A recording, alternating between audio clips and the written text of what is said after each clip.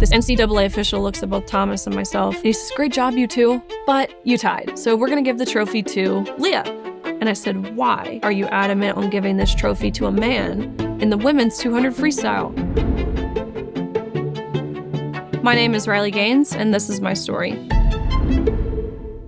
I grew up in Nashville, Tennessee, born and raised. I come from a pretty large family, have lots of siblings. Myself, all my siblings, we played sports growing up: softball, basketball, soccer, gymnastics, swimming.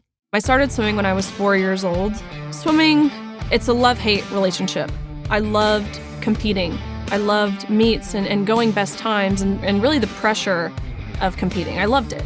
Of course, the practices, it's grueling. Your diet, your sleep schedule, not to mention the physical rehabilitation and the social sacrifices that you have to make.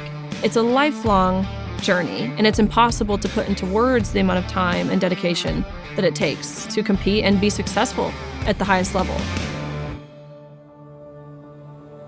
Once the college recruiting process started, ended up committing to the University of Kentucky. I had a goal of winning a national title, which would have meant becoming the fastest female in the country in my respective event. About midway through my senior season, I'm ranked third in the nation. The girl who was in second, I knew her very well. But the person who was leading the country by body lengths, which is a very large margin in swimming, I had never heard of before. And this is the first time I became aware of a swimmer named Lia Thomas. Who is this person? We had no idea that Lia Thomas is formerly Will Thomas and swam 3 years on the men's team at University of Pennsylvania before deciding to switch to the women's team. I then went to look up who Will Thomas was.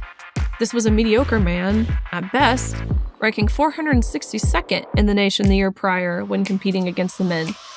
The NCAA announced that Thomas's participation in the women's category was a non-negotiable. We were forced to go to training to learn when referring to Lia Thomas, we had to use she, her pronouns, fully treat this person as a woman. Anything else would be discriminatory and bigoted. You'll never get a job, they told us. You'll never get into grad school if you speak out. This will follow you for the rest of your life. You'll be labeled a transphobe if you speak to media. That's what they told us, repeatedly. And so that first day of competition was the 500 freestyle, which is not an event that I do. And so I sat on the side of the pool and watched as Thomas swam against 7 of the greatest freestylers. And I watched as he demolished them, beating them by body lengths, Olympians, American record holders. The second day of competition was the 200 freestyle, which is the event that Thomas and I raced in. We dove off the blocks, we swam all 8 laps, we touched the wall at the end.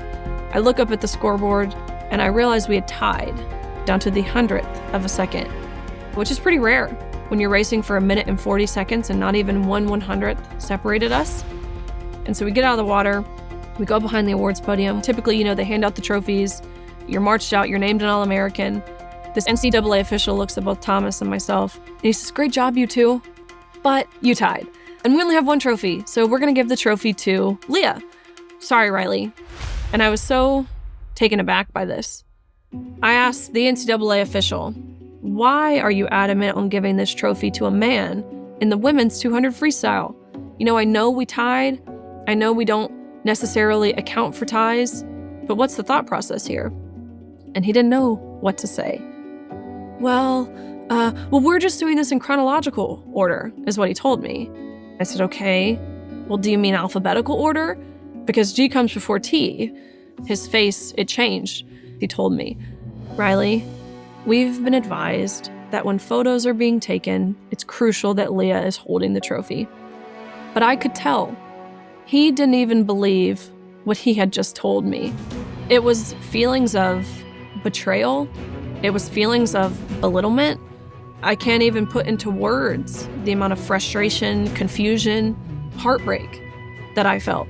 And not just me, my teammates. Thomas said nothing to anyone the entire meet.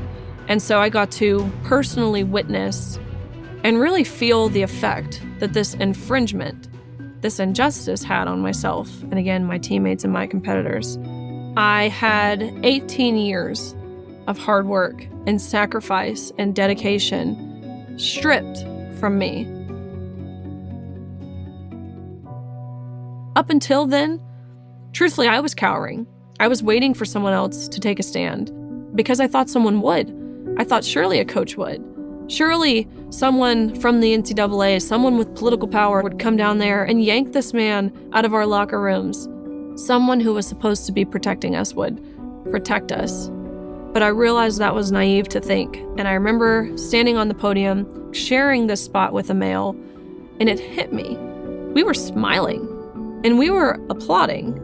Yet what were we applauding and cheering on? Our own erasure, our own demolition. That's what we were clapping for. We're denying objective truth here. And that should be a really chilling thought. I felt an internal sense of responsibility. It compelled me to take a stand. There was a lot of support at first, but a lot of it was private.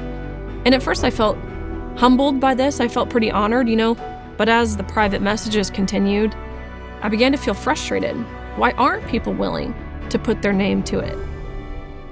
Speaking to the pushback, it really is some of the most hateful things I've ever been told, I've ever had wished upon me. And they do it in the name of inclusion and tolerance and acceptance and welcoming and all of those different virtuous words they love to use. But it's none of those things. And I saw the tears from the girls who placed 9th and 17th and missed out on being named an All-American by one place. And I felt the extreme discomfort in the locker room when you turn around and there's a 6'4", 22-year-old man fully exposing male genitalia, inches away from where you were simultaneously undressing.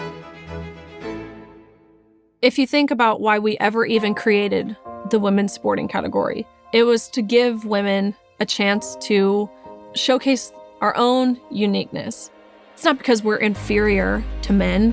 We are capable of accomplishing incredible things, but we're different from men. If you think about lung capacity, of course, height, limb size, heart size, throat size, men have on average a 40% larger throat than women, which matters in a sport like swimming or like running or anything where you're gasping for air. The benefit of sports is undeniable.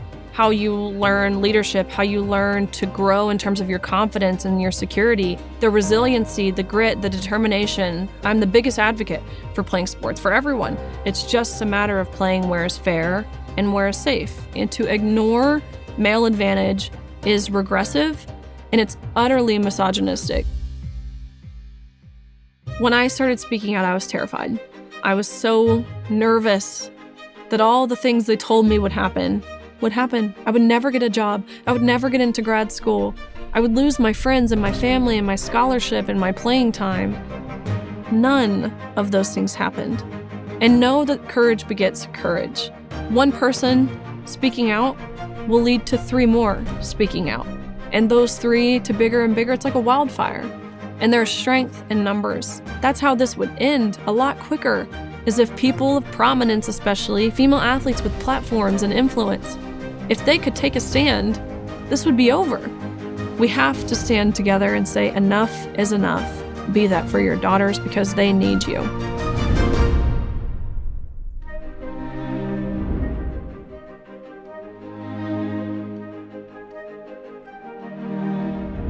Thanks for watching this video and listening to my story. To keep PragerU videos free, consider making a tax-deductible donation.